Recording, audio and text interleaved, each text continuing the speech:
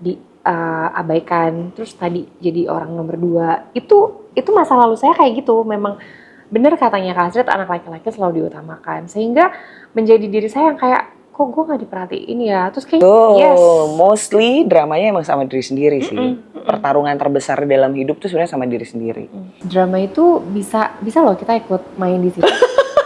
Maka tunjukkan cintamu sebelum terlambat.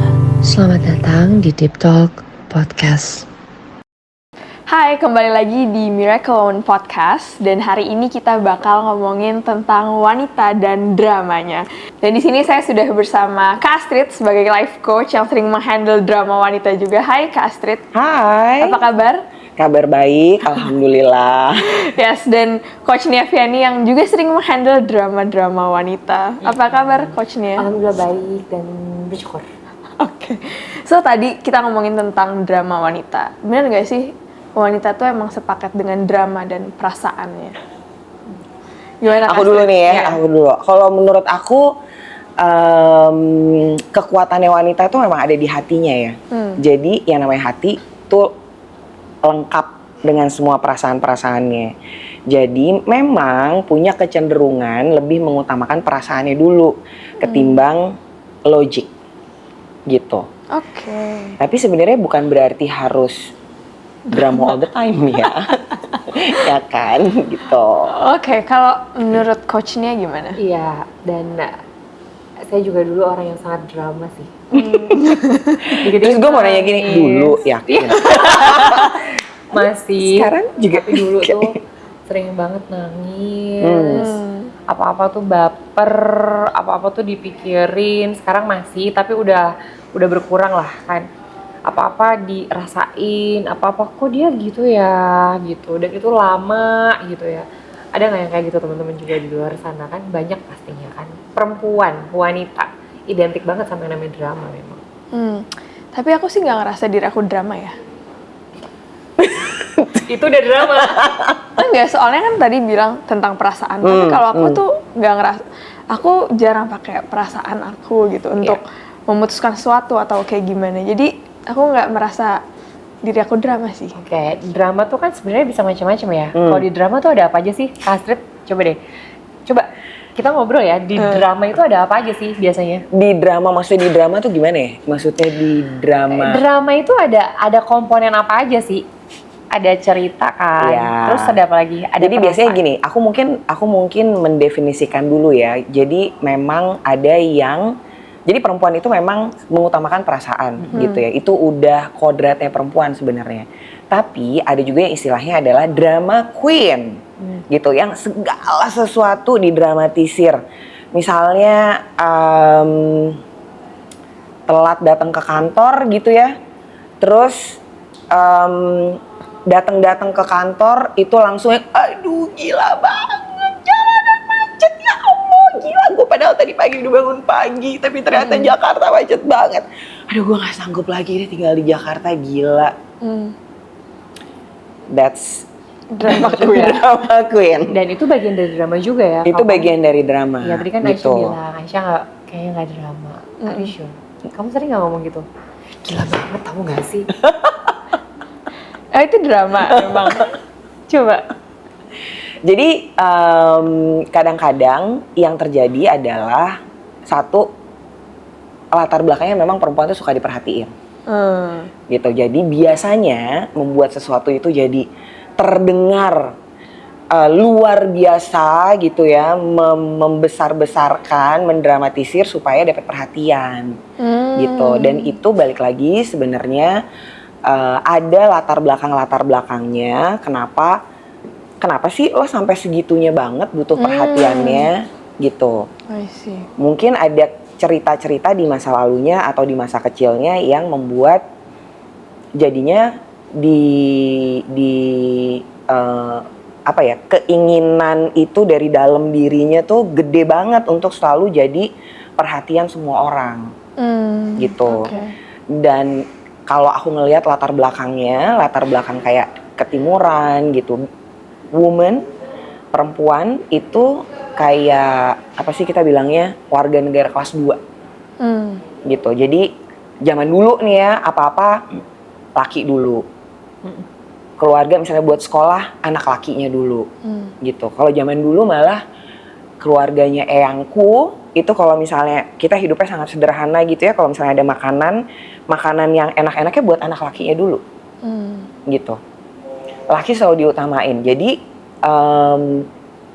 social consciousness bahwa perempuan itu nanti dulu belakangan gitu, yang diutamain laki-laki dulu. Laki-laki punya keutamaan lebih dalam segala fasilitas di dunia yang patriarki ini, membuat jadinya ada perempuan-perempuan yang ngerasa gua mesti menonjol gitu. Dan kadang-kadang jadinya menonjolnya karena memang yang dia tahu itu adalah yang gue punya tuh perasaan gue gitu.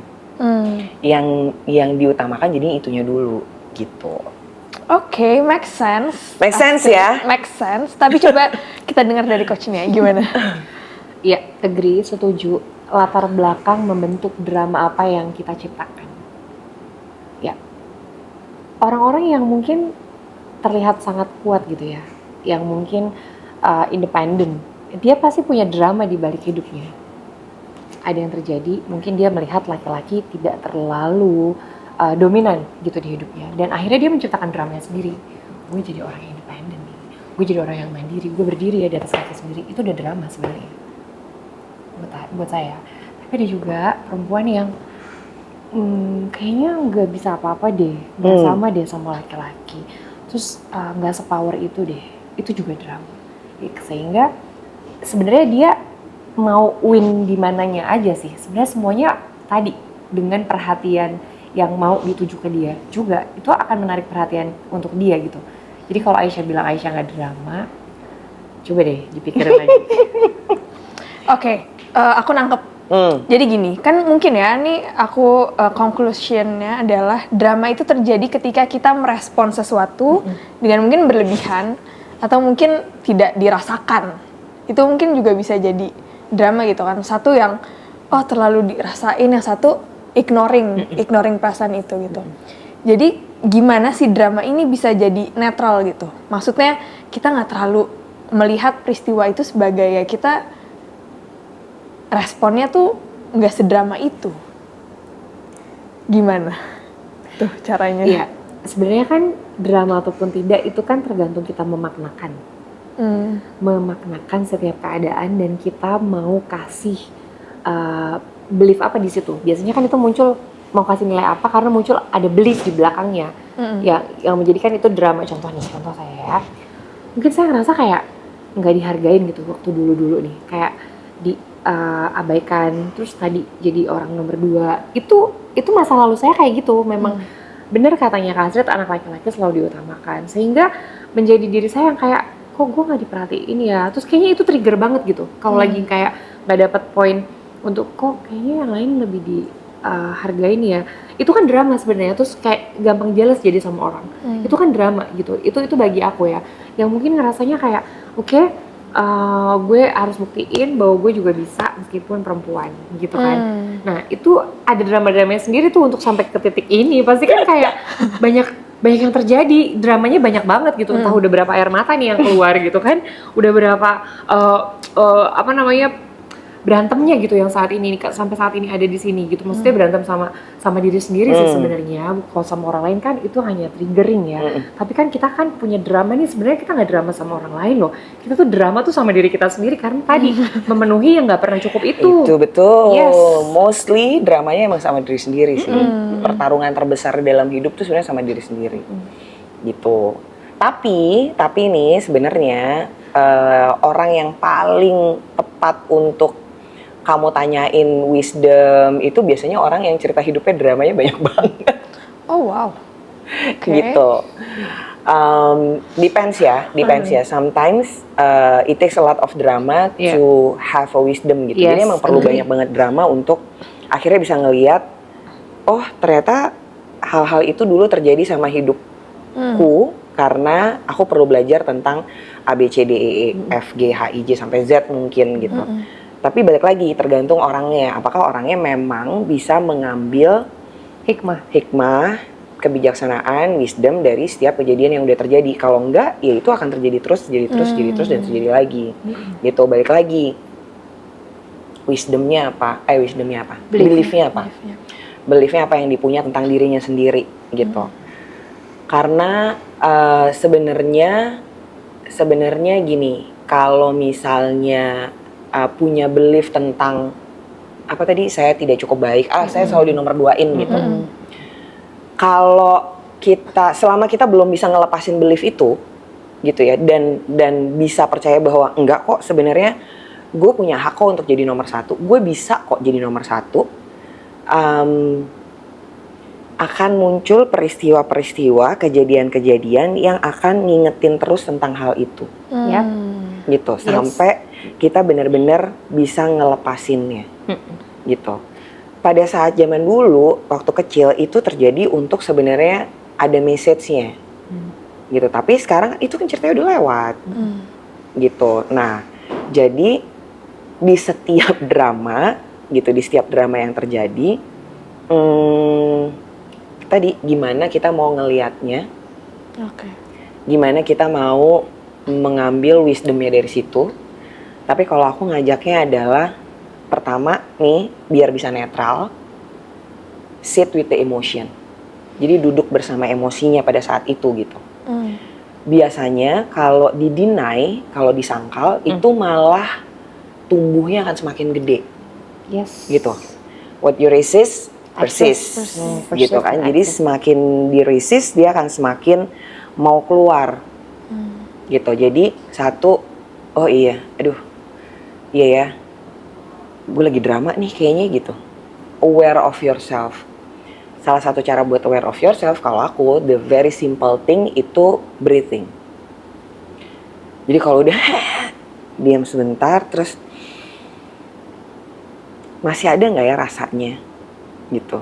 Terus kalau emang bisa rasanya dikasih nama. Tapi kebanyakan orang, kita tuh hidup di budaya yang nggak mengenal banyak emosi, namanya ya.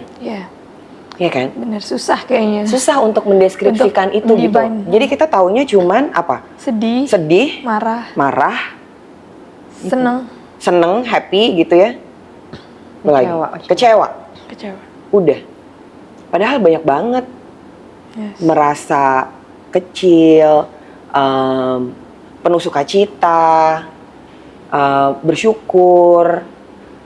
Itu kan emosi juga kan? Atau emosi-emosi yang sedih tuh levelnya level berapa sih sebenarnya? Oh, ini nggak sedih-sedih banget. Tapi kita tuh nggak terbiasa untuk mendefinisikan itu gitu. Padahal sebenarnya si emosi-emosi ini cuman perlu dia untuk di acknowledge. Cuman perlu dia untuk aku ada. Emosi ini ada. Ini lo nggak suka loh kamu diginiin. To know what you want, you have to go through to what you don't want sometimes. Yep, agree. Jadi sebenarnya drama itu art sih kalau buat saya. Seni. Wah, gila. Yes, drama itu bisa loh kita ikut main di situ. Dan ketika kita main di situ, kita akan sangat enjoy. Jadi jangan nganggep orang yang punya drama itu kayak lo drama banget sih. Coba deh main di situ. Kita akan ngelihat sebuah art yang sangat indah, menari bersama dengan drama itu. Dan tadi kita akan dapetin wisdom. Ketika kita sudah deal with the emotion, dengan kesedihan, oke, lagi sedih ya, menjadi seorang observer. Kan kadang kalau misalnya orang yang lagi drama, terus kita jadi drama loh kalau kita nolak. Kita jadi ngejudge dia, kita jadi kayak, ih, apaan sih gitu kan, itu juga udah drama. Tapi gimana kalau ikut main aja di sana tadi, acknowledge dan rangkul ya, kayak oke, kamu lagi sedih ya, oke, kamu lagi mau apa sih gitu ya, udah sini yuk sama-sama yuk. Dan itu sebenarnya bisa jadi tumbuh dan sembuh. Tapi gimana dengan orang-orang yang nggak mau merasakan itu? Iya. Contohnya? Ya ini saya. Contohnya saya. Jadi kalau aku ngeliat drama kayak langsung udahlah gue males gitu. Iya. wah langsung pertanyaannya apa yang kamu alami emang sebenarnya dengan konflik, dengan drama dan konflik. Gila, dia langsung coachnya 2 gitu loh ya kan, langsung. Ya coba deh. Bukan, gimana kalau orang-orang yang denial perasaannya gitu. Ya contohnya kamu gitu ya. Ya contohnya saya gitu. Misalnya dengan ada perasaan itu tapi nggak mau ngerasain itu.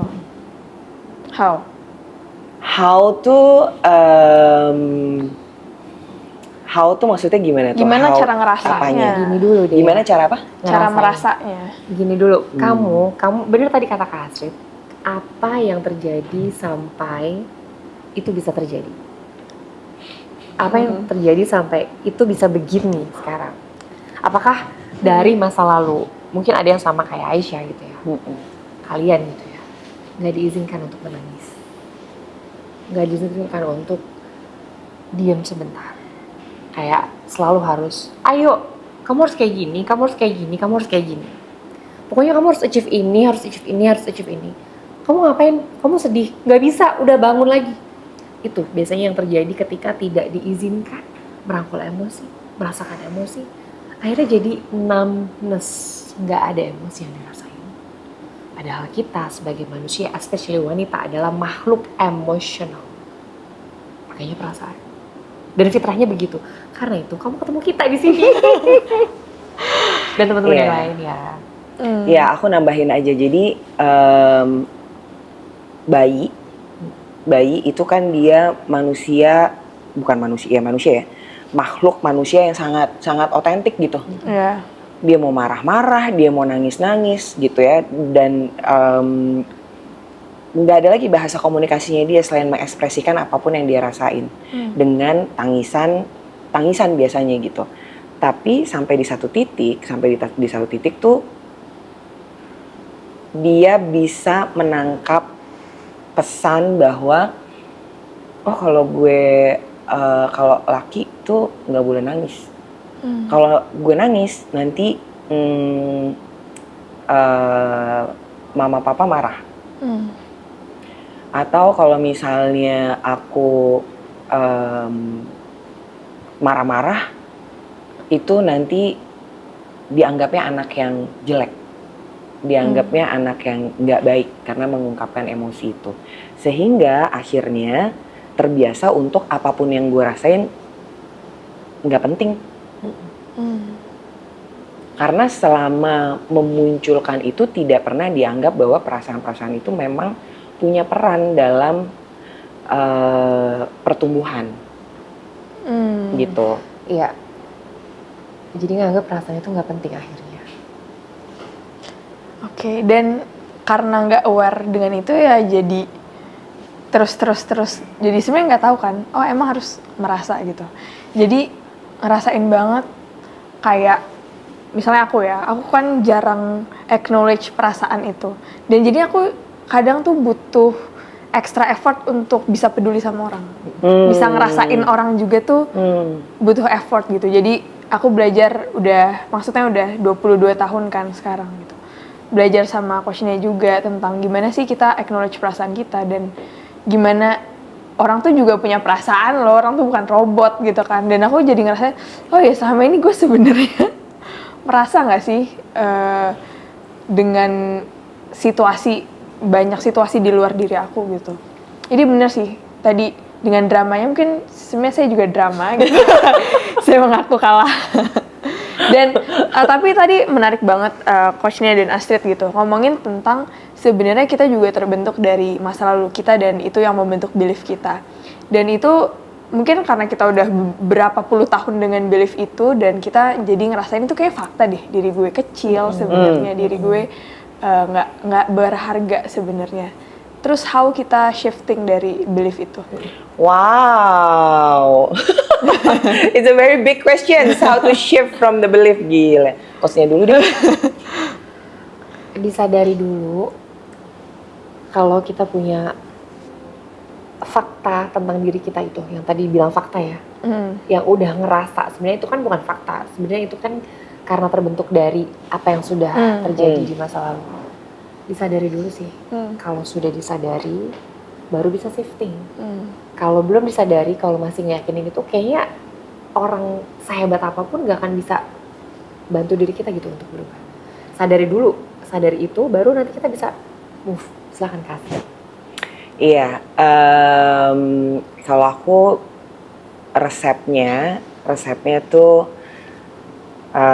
aku lupa ya resepnya ada berapa ya. Pokoknya yang pertama adalah tadi aware, gitu ya, aware.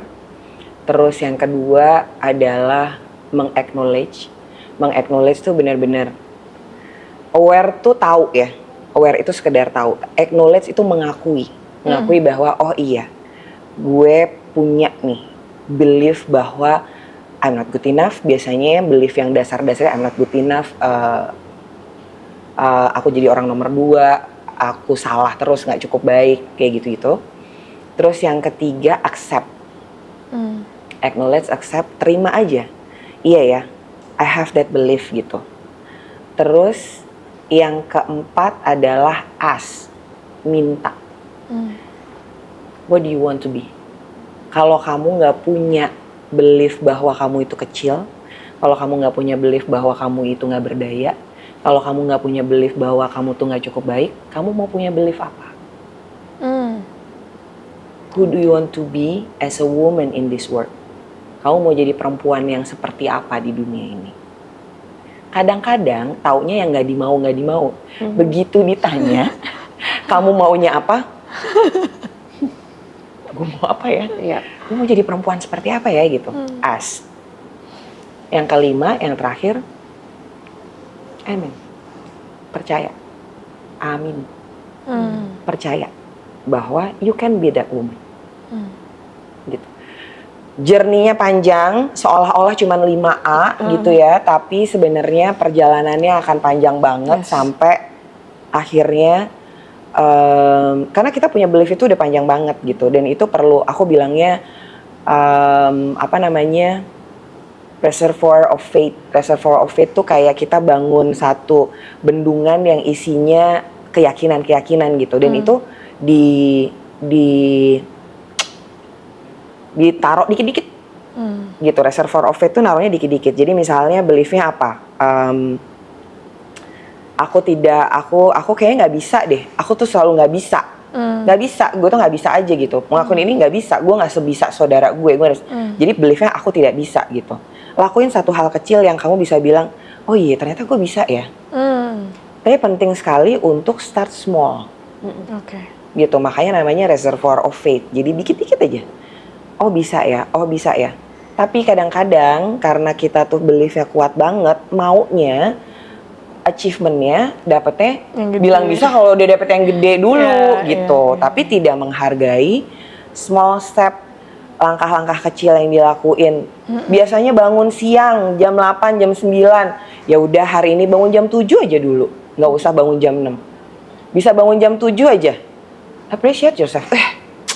Gue udah bangun jam 7 nih hari ini. It's good gitu. And be good about yourself. Itu bisa ngebantu untuk shifting gitu. Tapi journey-nya panjang ya kan gitu. Jadi banyak belief tentang diri kita yang baru juga ya, kalau misalnya kita appreciate the small steps yang tadi ya, Kak Astrid. Oke, menarik banget tentang belief dan masa lalu. Tapi aku mau ngomongin lagi juga tentang dramanya tadi kan. Dramanya ini kan Kak Astrid dan coachnya sering handle banyak drama tentang pasien. Bukan pasien apa? Klien. Sorry, bukan. Yes, tentang klien. Biasanya tuh apa sih yang jadi main problemnya gitu? Biasanya sih tentang diri mereka sendiri sih, belief yang mereka pegang.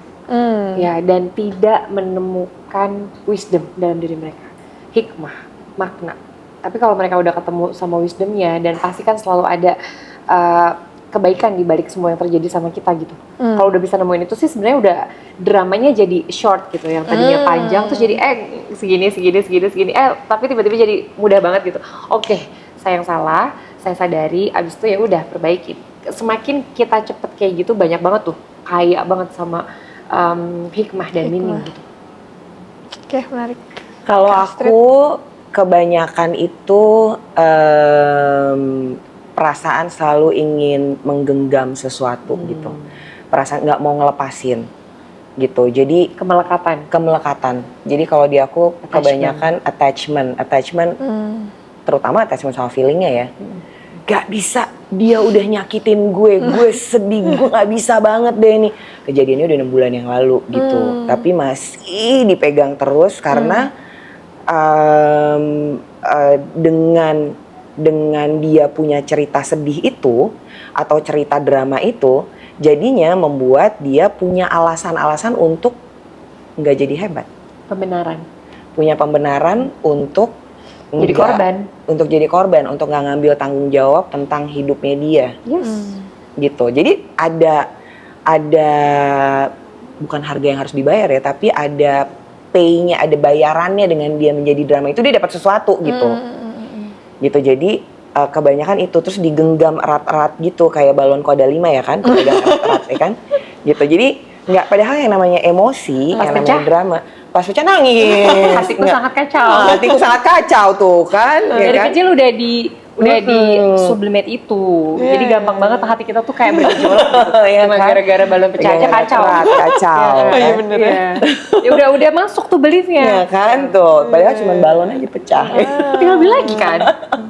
Gitu. Nah, padahal emotion itu kan energy in motion. Yes, energi bergerak. Energi yang bergerak. Jadi memang dia itu ada, tapi habis itu udah untuk di-acknowledge, habis itu udah pergi, ntar ada lagi, habis itu udah ada pergi gitu. Ada yang, makanya ada orang yang ya kadang-kadang kalau udah happy maunya, ini happy, ya gue waktu itu happy banget, padahal waktu itu happy-nya.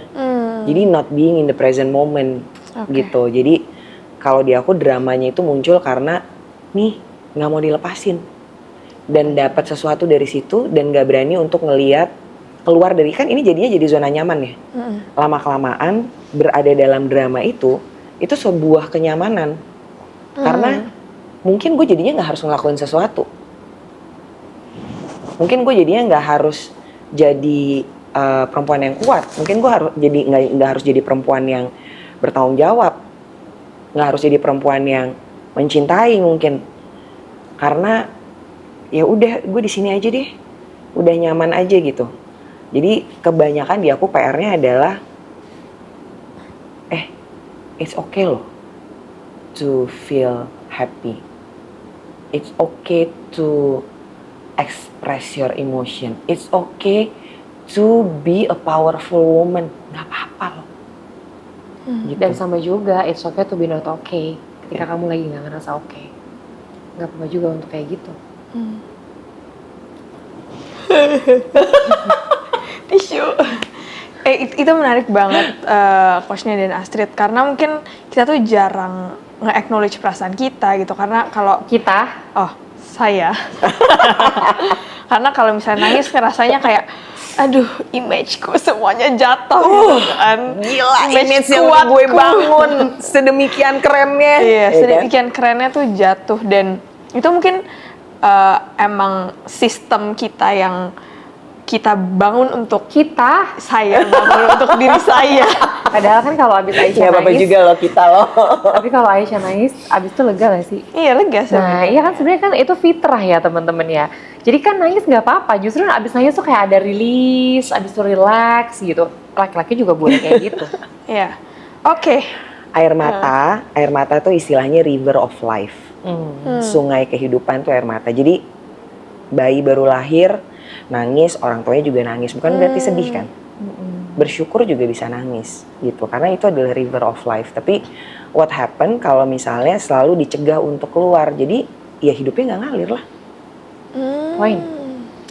Fine. Jadi menangis itu adalah river of life. Iya, tapi jangan terus dijadiin drama ya. Terus jadinya kayak, oke, gue boleh nangis, gue akan menangis sekencang-kencangnya. Bisa, aku mau tas LV. Oke, jadi ya itu fitrah aja kan, menangis dan dengan banyak perasaan kita. Berarti sebenarnya cewek itu drama atau enggak? Drama, tapi yang sebenarnya bisa jadi bumerang adalah kalau didramatisir. Oke. Gitu. Drama itu seru banget kalau dijadiin art, seni drama. Dan kalau aku bilangnya be the director. Ya. Oke. Be the director of your life. If you wanna be the actor yang bisa dapat Oscar.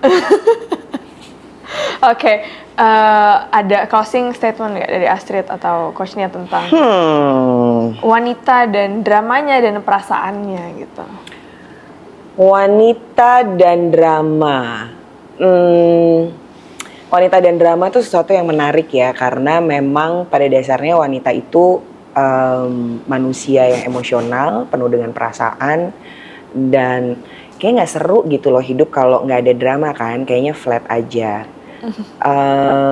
The most important thing is apa kebijaksanaan yang mau diambil ketika drama itu terjadi gitu. Jadi sebenarnya bukan untuk dihindari juga gitu, karena nggak mungkin hidup flat-flat aja. Hidup tuh pasti naik turun, pasti ada happy-nya, itu juga drama juga, ada down-nya, itu juga drama juga.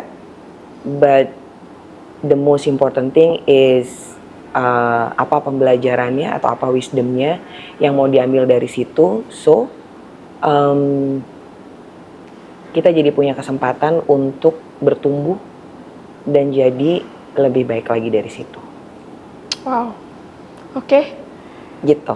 Jadi tadi yang aku tangkap dari Astrid, ya drama itu when kita punya hikmahnya, ketika kita dapet hikmahnya, wisdomnya tuh bakal gede banget. Sure. Oke, kalau dari coachnya? Menyambung ya. Setelah dapat hikmah, berarti ada sesuatu yang berbeda yang mau dilakukan. Dan biasanya drama yang sebelumnya itu tidak terjadi sama gitu. Jadi pasti hidup kita jadi berbeda. Nah, jadi pintar-pintar mengakui, kemudian merangkul emosi yang hadir dan biarkan itu mengalir, karena memang ada waktunya. Nafas kita aja kan nggak sepenuhnya ada di dalam gitu ya. Gimana coba kalau nahan nafas? Nggak bisa. Jadi keluarin say, lemesin say. Nggak apa-apa untuk jadi terlihat rapuh, terlihat lemah saat itu. Dan abis itu kamu dapat kekuatan kamu lagi kok. Setelah kamu udah keluarin, setelah kamu udah rilisin. Oke, jadi nggak apa-apa untuk merasakan, tapi abis itu get apa yang bangkit dan apa yang mau dipelajarin sih dari situ, apa yang mau berbeda dari situ. Berbeda dan dilakukan. Yang mau dilakukan apa? Untuk tidak mengulangi drama sebelumnya. Gitu. Yes, wow. Thank you Astrid dan coachnya. Hari ini banyak banget saya mendapat pembelajaran ya tentang wanita dan dramanya. Mungkin kalau wanita-wanita yang lagi nonton ini juga banyak yang sering denial perasaannya, atau mungkin terlalu merasakan dan menjadikan itu terlalu drama. Mungkin banyak banget tadi yang bisa diambil gitu dari Astrid dan coachnya. So itu aja dari kita di Miracle One Podcast. Jadi ikutin nanti podcast selanjutnya. Bye. Bye. Makasih guys. Maka tunjukkan cintamu sebelum terlambat. Selamat datang di Deep Talk Podcast.